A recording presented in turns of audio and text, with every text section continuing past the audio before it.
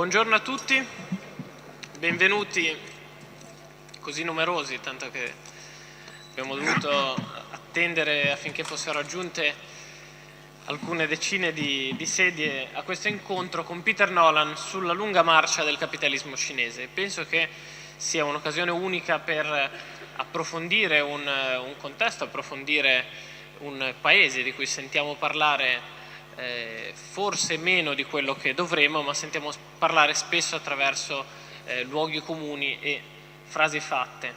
E mi ha colpito, facendo un minimo di ricerca sulla biografia, sui lavori di Peter Nolan, vedere come nella sua attività di ricerca, nelle sue pubblicazioni, il professor Nolan abbia smontato tanti di questi luoghi comuni, come ad esempio uno dei suoi libri intitolato Is China Buying the World? La Cina sta veramente comprando il mondo, e la risposta contenuta all'interno è diversa da quella che solitamente ci diamo. Io non mi dilungherò, sappiate solamente che il professor Nolan è stato definito dal Financial Times come la persona che più di tutte al mondo, persino più dei cinesi, conosce la realtà del capitalismo cinese. È direttore del Center for Development Studies dell'Università di Cambridge, è direttore del Chinese Executive Development Program, che è un programma con cui l'Università di Cambridge fa training ogni anno ai più importanti amministratori delegati delle più importanti imprese cinesi, quindi è sicuramente la persona più qualificata per parlare del tema che affronteremo adesso. Io sono più che lieto di poterlo ospitare in questa bellissima sala e di poterlo presentare, e lascio a lui la parola per la relazione che ci presenterà. Okay, thank you very much for your introduction. A good place to start is with my family. It links China in the following way. My daughter has studied in China for many years. And yesterday she was in the southwest of China, in Yunnan province, which borders on other countries in Southeast Asia. And she climbed a mountain and she came across an old man in his house with his family. And she was extremely moved, in fact moved to tears, because he had, moves me to tell the story, because the family had just completed a beautiful fresco on the wall of Chairman Mao, and that is today in China. So the position of the Cultural Revolution and Chairman Mao is not quite the way people perceive it in the West. But that's not the main topic of my talk. What I will do in the 50 minutes that we have together is to talk, as I've been asked to discuss, capitalism in China from a long-term point of view. It's very challenging to think about doing that in 50 minutes. And so what I will do is to touch principally, as in a bookshelf, the two big bookends. And the first big bookend of China is 2,000 years of Chinese history, approximately, before the year 1800. Whether that's precisely 1800 is not important. But the long, long sweep of Chinese history for about 2,000 years. And I'll spend about 15 minutes just trying to touch on some of the key points of the long-term evolution of capitalism in China over those 2,000 years. I will then talk very, very briefly about the period from roughly 1800 to the period until 1976. A tumultuous, complicated period involving the revolution in 1949, ending the death of Chairman Mao, Mao Zedong, in 1976. I could happily spend my whole lecture talking about that period, but I won't do that. I'll spend just a few minutes talking about that period. And then the second main part of my talk will be about the evolution of capitalism in China since 1976. So those are the two main planks of my talk. So first of all, to try to summarize some ideas about capitalism in China before 1800, before the Industrial Revolution in Britain, and its impact on the rest of the world. The first thing one can say about China over those 2,000 years, the dynasties came and went, and I can name many dynasties. The big dynasties typically lasted 300, 400, 500 years, but it doesn't matter their names. The important point, and it's perhaps the most important point in the history of the world in the last 2,000 years or so, is that for most of that period, China was unified. We can debate where China's borders stand. That's not the point. This great territory was unified for most of the last 2,000 years. You could say it is as if the Roman Empire had lasted for 2,000 years. In Europe, we divided into cities, Genova, Padua, Pavia, England, whatever England might be. I don't know what England is. And we fought each other bitterly, and then we went out and fought the rest of the world aggressively. That's our history. China's history is completely different, totally different. 2,000 years, mostly of peace and stability over this whole territory that today we call China. I could stop my lecture there and say, let's have a discussion, because that is the most important fact of the comparative history of China and of capitalism in China. China had emperors, it had dynasties, and we can name them. It had people who inherited the mantle of the dynasty from person to person. But the core of China was not the dynasty. The core of the Chinese political system was the Chinese bureaucracy. And in the last part of my lecture, I will draw very strong comparisons with the history of the Chinese bureaucracy and the bureaucracy in China today. This bureaucracy mostly was a meritocratic bureaucracy, a bureaucracy that was totally focused on examinations. All over China today, you can see the places they went to take their exams. Most people failed their exams. It was very hard. And when you failed your exams, what did you do? You studied harder, and you went back and tried. And sometimes people tried 20, 30, 40 times to take the exam. If you were admitted to the bureaucracy and you passed the exams, we don't have to take any more exams. I sometimes dream about taking exams. I think, I don't know the answer to the exam. It's terrible. I'm sure some of you have the same dream. But in China, it was a real dream. You had to keep taking the exams, even when you were appointed as a paid government official. And everybody was examined, re-examined continuously throughout their life as a government official.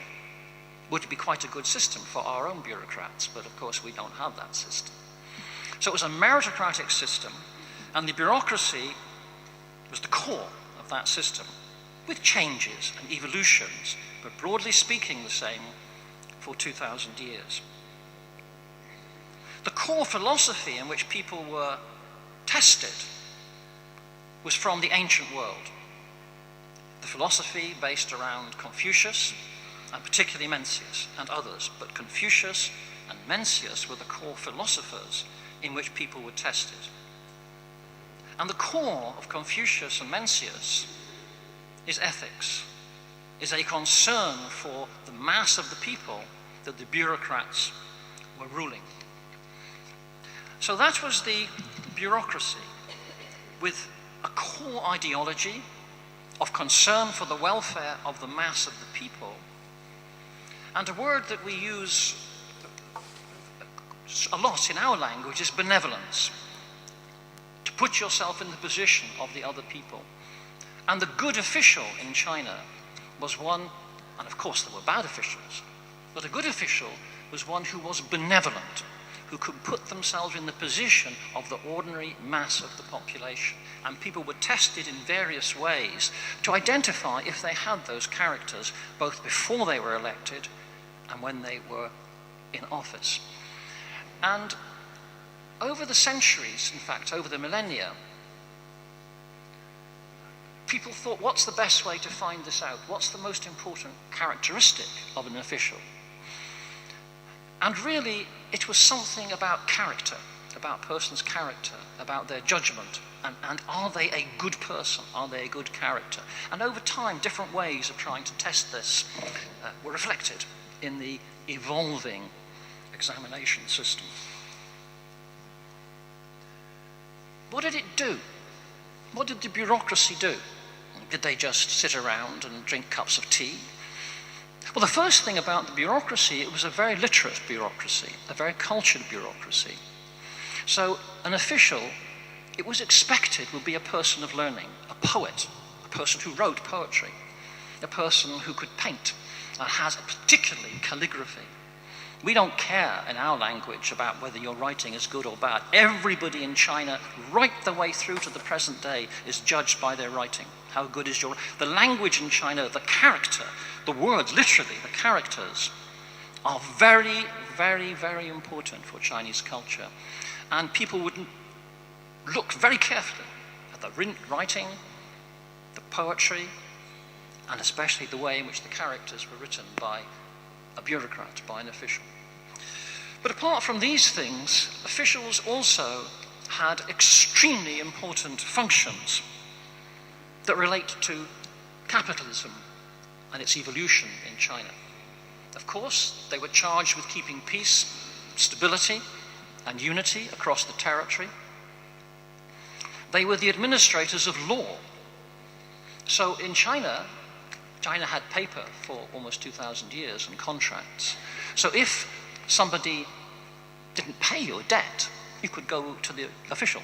And many of the things that officials did were about making judgments about the justice of claims, commercial claims, especially debt claims. So China had a legal system that nurtured and supported, let's call it capitalism. I think that's a fair word to use. They also performed very important functions in relation to the monitoring and the relief of famine, deeply important part of Chinese historical culture. Another very important function, because it was so important for China, and in parts of Italy, of course, it became very important along the Piave. Water control became quite late, very important for parts of Italy. But in China, all over China, North, Central, and South China, water control was absolutely fundamental to the prosperity of the economy. And one of the fundamental tasks that the bureaucracy, the government officials, at the local level, they were called magistrates. Each region, local district had a magistrate, a government official paid by the government. And they were judged, have you maintained the water control system in your area well? And that was one of the most important criteria by which they were judged. A manual, a teaching document for Chinese bureaucrats in the 18th century said the following: the ideal magistrate is an official who is close to the people.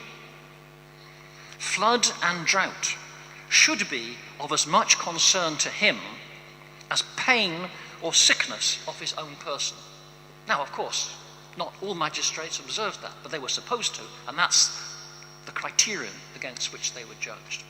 So, famine relief, water control, maintaining peace and stability, administration of commercial law, and many other functions. But these were things that the market economy didn't provide, and the government felt it was its duty to provide in order to nurture a prosperous economy.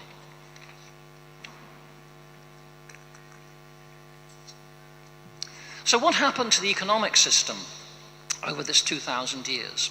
Well, agriculture prospered and allowed huge growth of population.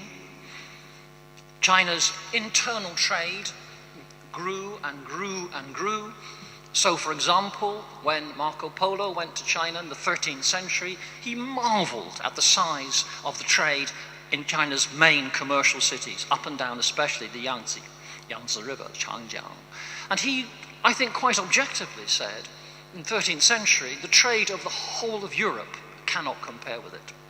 People talk about Bordeaux and the Mediterranean, but the trade of China up and down the Changjiang at almost any point in history before 1800 was probably at least as great and probably considerably greater than that along the Mediterranean.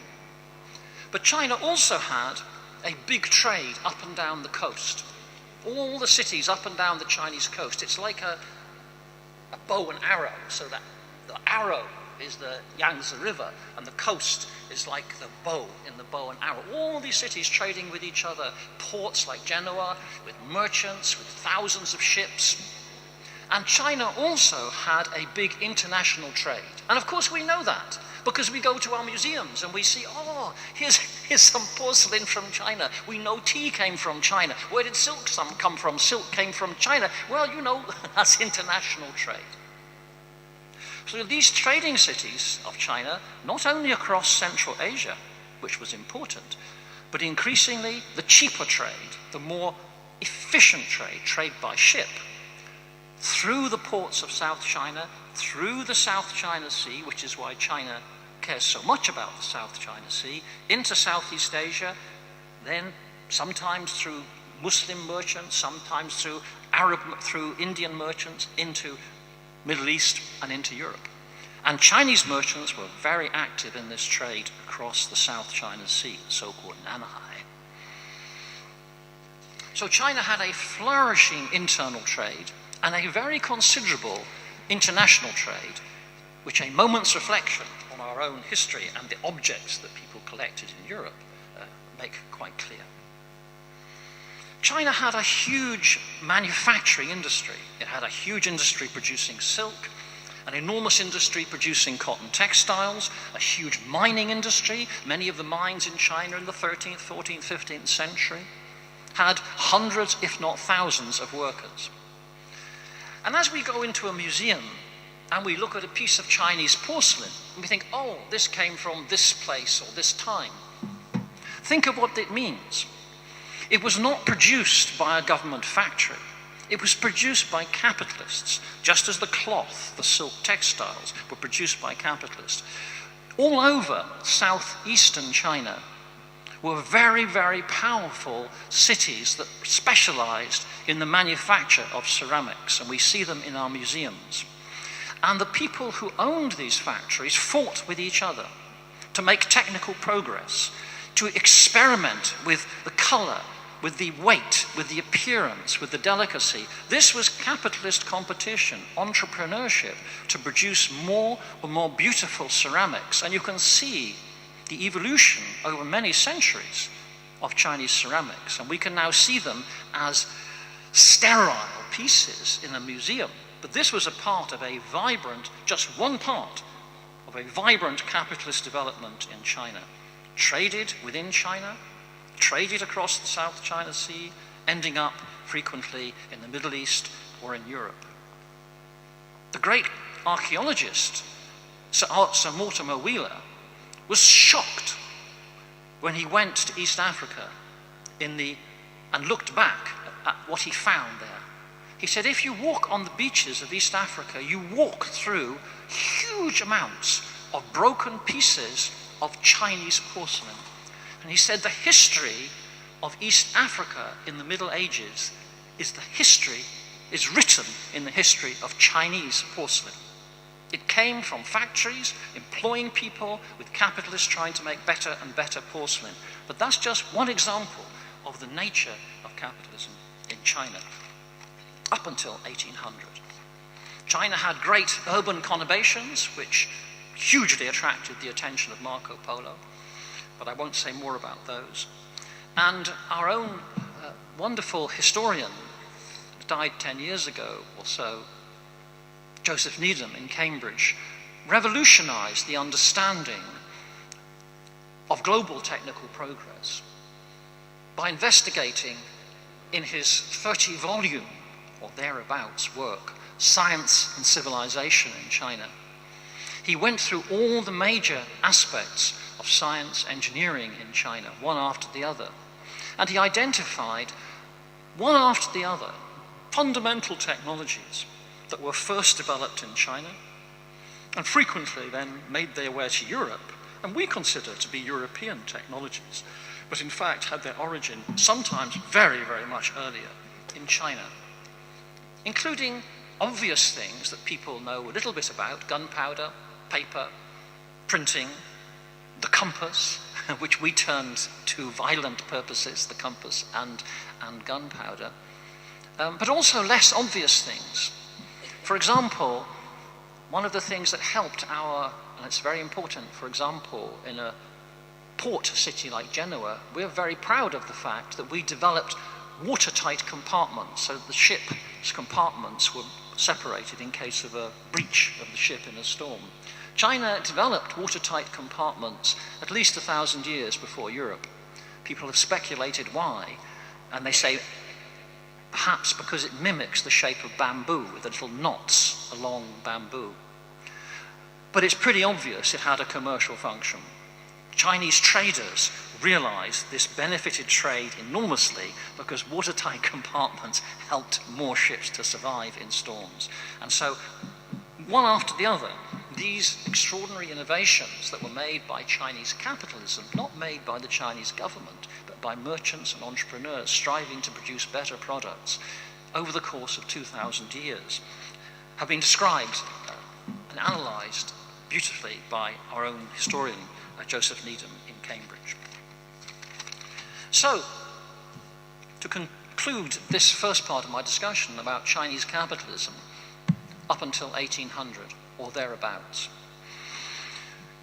In the middle of the 18th century, the research of Angus Maddison, the late great statistician, concluded that in the middle of the 18th century, he takes the year 1750, China's share of world manufacturing production was 33%. Of course, we can debate precisely how accurate, but 33% of manufacturing in the world came from China. Europe accounted for only 18%, 18%. And we think of the 1750 always from our own point of view. We were really great in Britain. We were thinking, we were about to have an industrial revolution. We had these innovations. We had a scientific revolution. But China had 33% of world manufacturing. We had 18% across the whole of Europe, including European Russia. China's output per person, gross national product per person, according to Maddison, was between 20 and 50%, depending on the estimates you use, a huge range, but at least 20%, may even been as much as 50% greater output per person in 1750 than in Europe. And if you look at the most sophisticated areas of China, the areas comparable to the south of England, comparable to Genoa, places like this in Italy, and similar places in France, these areas of China were probably even greater in terms of level of capitalist development. The area particularly called Jiangnan, the area around today's Shanghai, was deeply sophisticated. 30-40% of people in cities, high levels of literacy, huge sophisticated production, domestic and international trade.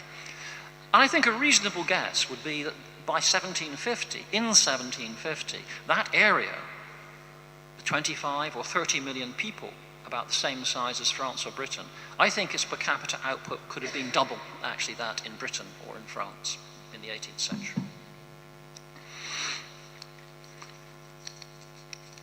So this bureaucratic state, these people who studied Confucius and Mencius, didn't hate the market, they didn't dislike the market, they didn't dislike capitalism, they nurtured it, they encouraged it, because they realized this is good for the welfare of the people.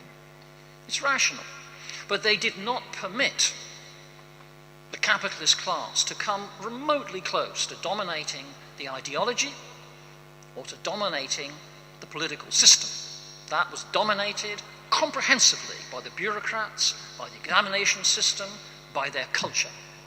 So they nurtured, supported, and encouraged, but contained the political position and the ideological position of the capitalist class. And many people moved from the capitalist class into the bureaucratic class quite comfortably.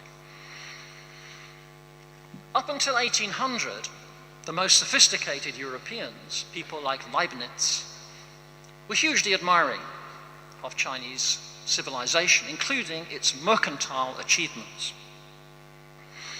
In 1793, Sir George Staunton, who was part of the so-called Macartney mission to China, said the following when he came back to England and wrote about his visit to China in 1793, just as Britain was entering its industrial revolution.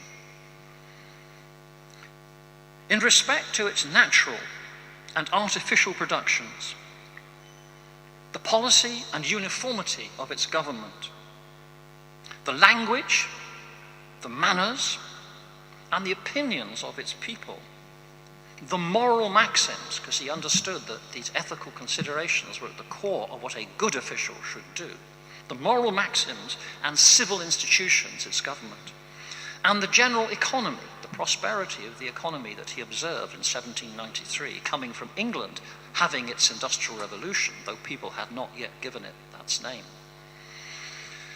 And the tranquility of the state, coming from war-torn Enlightenment Europe, the absolutist states tearing each other to pieces. Hello, Napoleon, the European wars about to explode.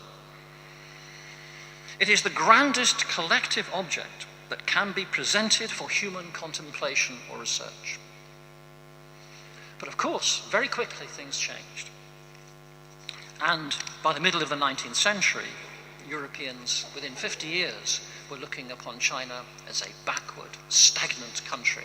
And of course, one of the most disparaging opinions about Chinese civilization came from the person whose works are quite brilliant and form a part of this discussion, which is Karl Marx. Karl Marx thought China was despotic, stagnant, and could benefit from Western colonialism. An extraordinary view about the history of Chinese civilization.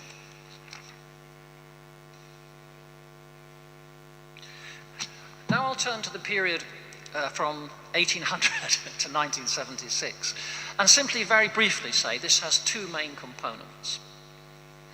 The first component, which I shall just touch upon.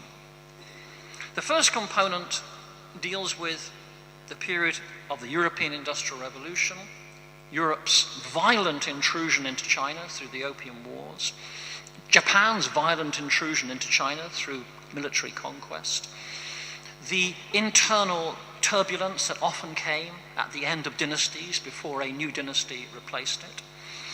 And this period from 1800, compounding normal patterns of elastic change with the violent intrusion of the West, and even more important than their violent intrusion, the utter bewilderment of the Chinese bureaucratic class faced with this now so swiftly, hugely superior Western economic, industrial, and military culture. And this was a deep shock to this system after 2,000 years. So from 1800 through until 1949, first of all, the Qing dynasty slowly declined, collapsed in 1911, was followed by violent, chaotic, internal political disorder, exacerbated tremendously by the humiliation and extreme violence of Japanese conquest of China, and then followed by chaotic civil war. In this period, the Chinese economy, unsurprisingly, made not much progress. Though it did curiously make quite a lot of progress in places that were little havens of peace and security. These were the so-called treaty ports that were ruled particularly by Britain, but also by France and Germany. And the brightest parts of development in this period, paradoxically, were in places like Shanghai, like Canton, Guangzhou, like Tianjin, and like Qingdao, ruled by French, British, and German, where in those relative pockets of peace and stability, surrounded by chaos. Not only Western business, but also Chinese business prospered, but it was a very small part of the economy, but very significant for understanding Chinese capitalism. But I shall say no more about that period. Then, of course, in 1949, the Chinese Communist Party established finally a peaceful, stable, national rule over the whole of China, which is why Chairman Mao is still looked upon with great respect. He was the person who led the reunification, the re-establishment of peace and stability in China. However, this period, after the establishment of political power in the hands of the Communist Party, there followed, as in the Soviet Union, a terrific struggle in the early 1950s. Anybody who's familiar with Soviet economic development will know that in the 1920s there was a great debate about the path of development in the Soviet Union. And China had the same debate in the early 1950s. So pragmatic people in the Communist Party, people like Deng Xiaoping, Liu Shaoqi, and others, said, really, we should make use of the market. We should make use of the capitalism, because it's a very powerful force for progress and improving the welfare of our people. And indeed, the very way to translate the term communist and Communist Party was a source of great debate. When China chose the term for Communist Party in the 1920s, some people argued that the name for the Communist Party should be the Great Harmony Party, 大统党. Great Harmonyism should be communism, 大统主义. This harks back to the welfare of the masses, concern for the ordinary people, and specifically puts the Communist Party in the tradition of the Chinese bureaucracy and Chinese ethically based culture. But of course, China was very strongly influenced by the Soviet Union. And Chairman Mao had a very, very strong view of the need to overcome the anarchy of the market, private property, in order to build a more egalitarian society. And so in the middle of the 1950s, the pragmatic wing of the Communist Party was defeated by essentially Chairman Mao's charisma. And he ridiculed his comrades and said, you are scared of socialism. You're scared of building common ownership of the means of production. And he ridiculed them and said, you are like little old women with bound feet running along saying, you're going too fast, you're going too fast. And he won the day. So from 1956 until 1976, China, broadly speaking, followed the Soviet Union's path, with of course a lot of support in the 1950s from the Soviet Union, and treated the whole economy as if it was a single factory, squashing capitalism, squashing the market. And one of the most powerful sentiments during the Cultural Revolution was that capitalism is like a dog in the water, to be beaten with a stick and drowned. So capitalism was the antithesis of what Chairman Mao, defeating the pragmatists, put into practice. It produced some positive results in terms of physical quality of life indicators, life expectancy. It's very good in China, but it also produced some disastrous results. The Great Leap Forward was not really a great leap forward. It resulted in 25 or 30 million famine deaths, not people killed by Chairman Mao, as is very wrongly thought. Chairman Mao was not Stalin, but allowed to die because of very, very bad policy choices. And by the time Chairman Mao died in 1976, the levels of poverty in China were very, very great. China's culture was cut off from the outside world. China's technical progress was very weak. So, for example, China produced 3 kinds of cars: a large car, a medium-sized car, and a small car, and not very many of these cars either. The small car went quite slowly, the medium-sized car went really very slowly, and the large car hardly moved at all, the Hongqi, because the large car and the medium-sized car and the small car all had the same engine.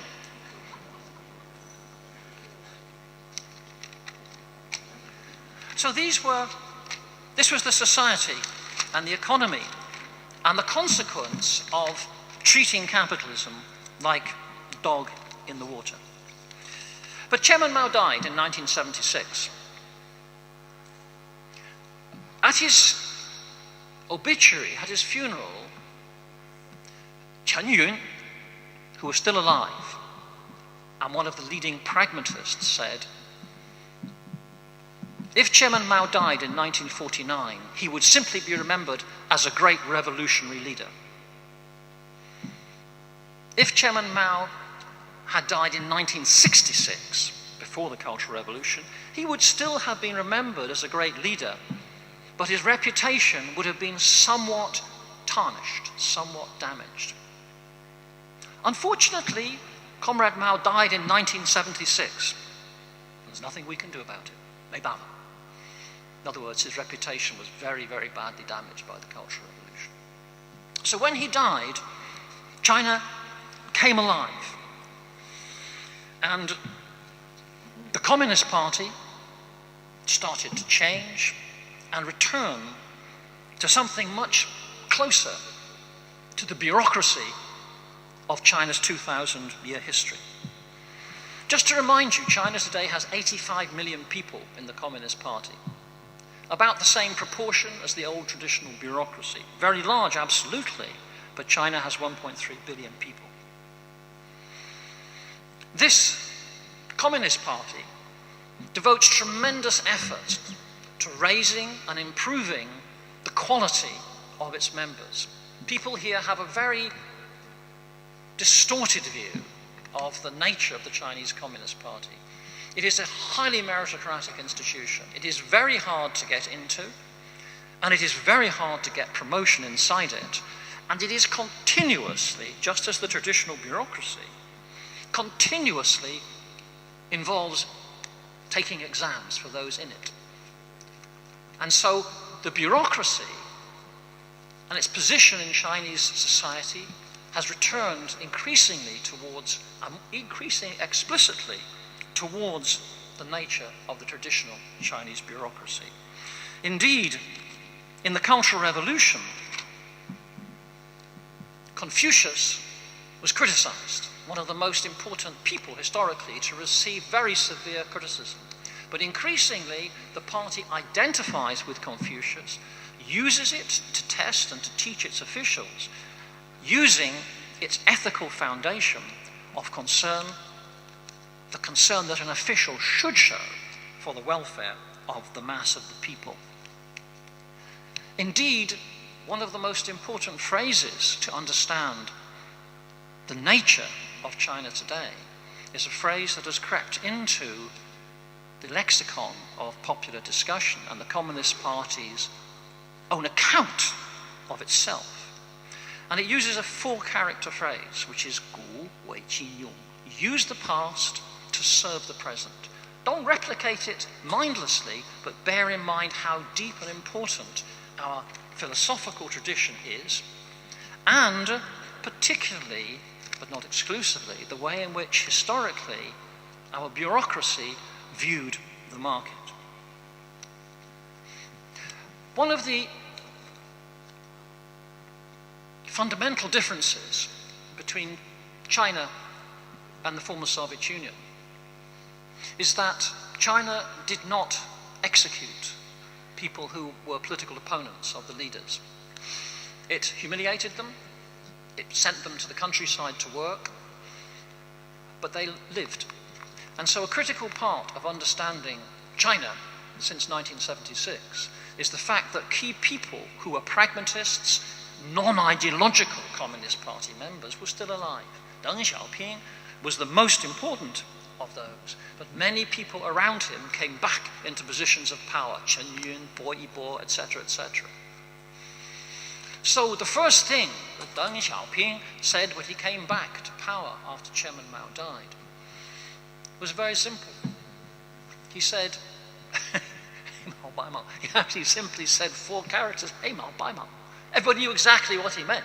Hei Mao, black cat, Bai Mao, white cat. He didn't have to say any more, because everybody knew this means non-ideological, pragmatic communism. It doesn't matter if the cat is black, Hei Mao, or white, Bai Mao, as long as it catches mice. No problem. So be pragmatic. Let's do things that improve the welfare of the mass of the population. That is our duty as Communist Party cadres. And that was the first thing he said. So everybody knew the way the wind was going.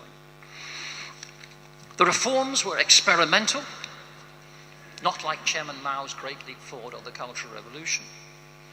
And the phrase that was used most effectively to characterize this cautious, gradual emergence from the whole country as a single factory, cut off from the outside world, was to feel for stones in the river to cross to the other side. Not running across, or as some people said about Soviet reform, let's jump across the river. No, gradual experimental reform, putting one foot into the river, feeling for the stone, and then trying to meet the next stone. And people thought this is good, this is stable, and it received tremendous popular support. The other very important part of the Chinese reform was, which still is today, is reform and opening up. So foreign business, foreign ideas, deeply welcomed into China. Chinese students going to study abroad. Western students going to China, Western businesses going into China. A consistent theme from 1976 through to today, gradual liberalization, reform and opening up. Symbolized, of course, most powerfully by China's decision to join the World Trade Organization. It wasn't forced, it chose to join the World Trade Organization. Just one example of reform and opening up and engagement with global capitalism. The other important phrase that was used to characterize the reforms in China was by one of the colleagues of Deng Xiaoping called Chen Yun. And Chen Yun said, under our Communist Party, under Chairman Mao, we have a little bird, because Chinese people like to have little birds in cages. And if we have a cage that is very small and very tight, the bird cannot spread its wings, it's cramped, so the market cannot deliver its dynamism. So he said the task of our reforms is to intelligently expand the size of the cage so that the bird of the market, if you like capitalism, can spread its wings and release its full dynamism. And the cage has got bigger and bigger, but there still is a cage. There still is a cage regulating the market in China. If you don't believe there's a cage regulating the market in China, go to India and try and think about the difference between India and China. The Chinese state, as it has done historically, still performs centrally important functions that relate to the welfare of the mass of the Chinese population. Stand and look at an Indian road. Stand at an Indian airport. Wait for an Indian train. Wait for the electricity to be turned on again after it's failed to be delivered to your house or your factory. Hope that you're going to drink safe water when you can't. Wait for the water supply to be turned back on in Bombay and in other parts of India. These things China has provided in abundance. It's provided housing, it's provided safe water, it's provided sewage, it's provided electricity for businesses and for people's homes. And all these things are things that the market is not very good at doing. And the Chinese state has tried intelligently to step in to do the things that the market can't do, just as the Chinese bureaucracy did over the course of 2,000 years. Finally, in terms of the philosophy of China's reform, a very interesting, significant, especially given one of the earlier lectures in this course, in this series of lectures. This was a lecture on Adam Smith. On the bench. You gave a lecture on Adam Smith. Who gave the lecture? Donald Lynch. Yeah, so you had a lecture on Adam Smith, and what is most interesting, and it reflects the philosophy of reform and opening up is the way in which, in order to characterize what the Chinese government, which has many imperfections, and it recognizes those very clearly, has tried to do, is to think about its journey in terms of an experimentation, an investigation, which will never stop, of the relationship crystallized in the speeches of both Wen Jiabao, the Chinese premier until recently, and Xi Jinping, the Chinese president, who both used the following phrase to encapsulate the groping, the search for a good society and a proper function for the state, and a proper function for the place of the market in Chinese development.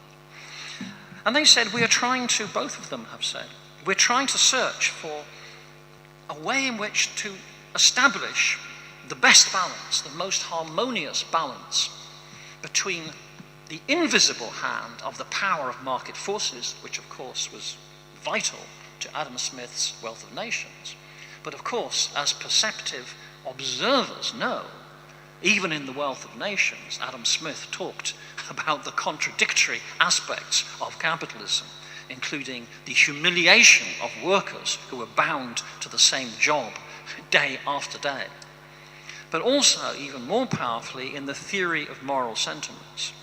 The theory of moral sentiments and the Wealth of Nations are translated into Chinese. Most recently, beautifully translated, the theory of moral sentiments. And China's leaders have made it known that they read this very carefully. Now, I think George W. Bush sat here several years ago. Did he? Well, I don't think it's very likely that George W. Bush read The Wealth of Nations or the theory of moral sentiments. I don't think any of our politicians have these. Maybe Berlusconi did. Maybe as a possible. I mean, you never know. You maybe know Bunga Bunga, Wealth of Nations, theory of moral sentiments. It's possible. It's possible. Not very likely.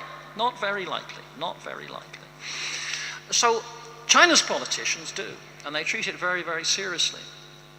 And so they're engaging with the world and also engaging with the deepest philosophical elements in our own traditions, because nobody was deeper than Adam Smith, deeper than Karl Marx in most fundamental ways, despite Marx's brilliance.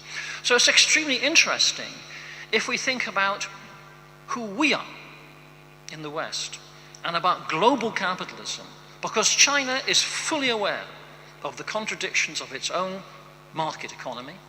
They are deeply aware of the contradictions of the global economy, not least in the financial sector.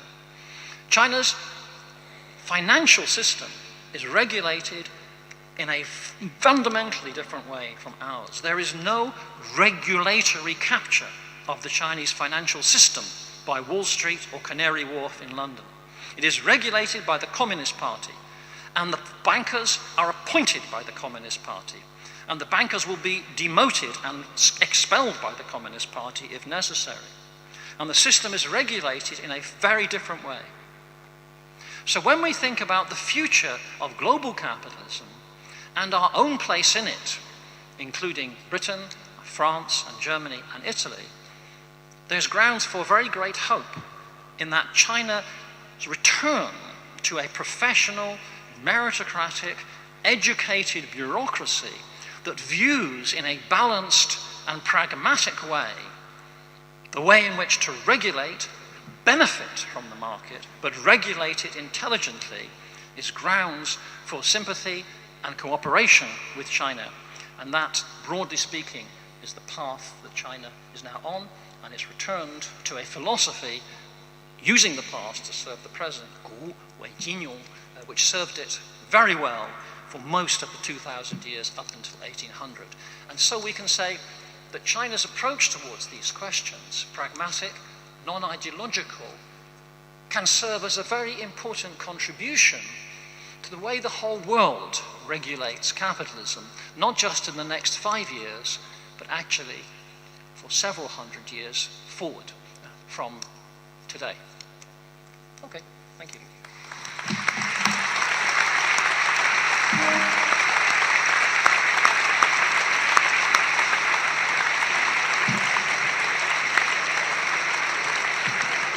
Molte grazie al professor Nolan per questa cavalcata magistrale nel capitalismo cinese. Adesso il programma prevede una sorta di pausa e poi il finale questo pomeriggio, a cui siete ovviamente tutti invitati. Grazie ancora professor Nolan, grazie a tutti voi. Ricordiamo i presenti